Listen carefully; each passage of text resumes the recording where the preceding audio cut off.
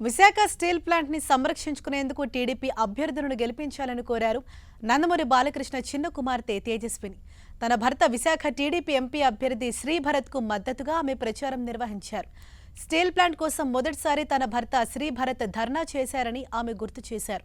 ప్రాణత్యాగాలు, మహనీయులు పోరాటం ఫలితంగా విశాఖలో స్టీల్ ప్లాంట్ ఏర్పడిందని, ఆ ప్లాంట్ ప్రైవేటీకరణ కాకుండా టీడీపీ పోరాటం చేస్తుందని చెప్పారు. ఎమ్మెల్యేగా పల్లా శ్రీనివాసరావుకు, ఎంపీగా శ్రీభరత్ను గెలిపించాలని ఆమె కోరారు.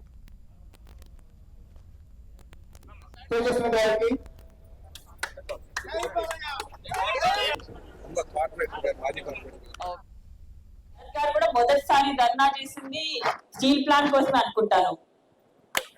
ఫస్ట్ టైం చేసింది అది. ఇవాళ మన స్టీల్ ప్లాంట్ కాపాడుకోవాల్సిన సమయం వచ్చింది. గతంలో ఒకసారి ఇలానే ప్రైవేటైజ్ చేద్దామని చూస్తే ఎంపీఎస్ మూర్తి గారు, అక్కడ ఎల్ఎం నాయుడు గారు అప్పుడు ఎలాగైనా కేంద్రంకి వెళ్ళి ఆపారు. కానీ మళ్ళీ ఇప్పుడు ఆ సమయం వచ్చింది, మళ్ళీ ప్రైవేటైజ్ చేస్తామంటున్నారు. కానీ మనం ఎలాగైనా ఆపాల్సిన సమయం వచ్చింది. అలాంటి చేయడానికి మనం ఒక సమర్థమైన లీడర్ అవసరం.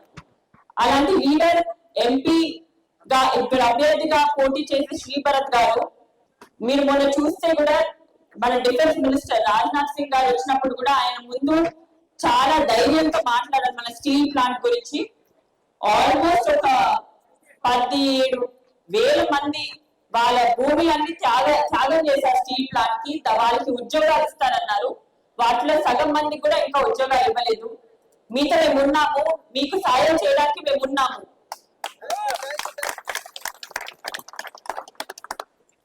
ఇలాంటి లీడర్ ని ఎన్నిక చేసుకోవడం మీ బాధ్యత.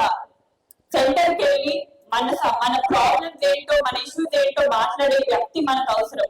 అలాంటి మనిషి భరత్ గారు.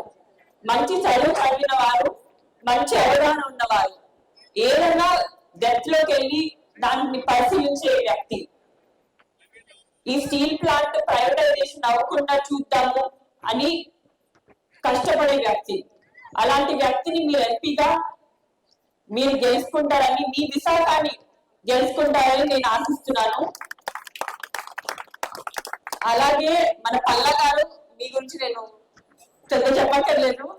పల్లా గారు అప్పుడు స్టీల్ ప్లాంట్ అప్పుడు నిరాహార దీక్ష చేశారు, మనందరికీ తెలుసు. ఆయన ఎప్పుడన్నా ఏదైనా మంచి పని చేయాలంటే, ఏదైనా సమస్య ఉంటే ముందడుగు తీసుకుంటారు. అలాంటి లీడర్ ఆయన.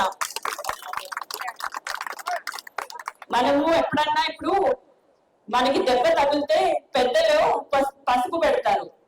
ఇప్పుడు మన రాష్ట్రానికి పసుపు పెట్టే సమయం వచ్చింది. మనం పసుపు జెండా ఎగరేయాల్సిన సమయం వచ్చింది.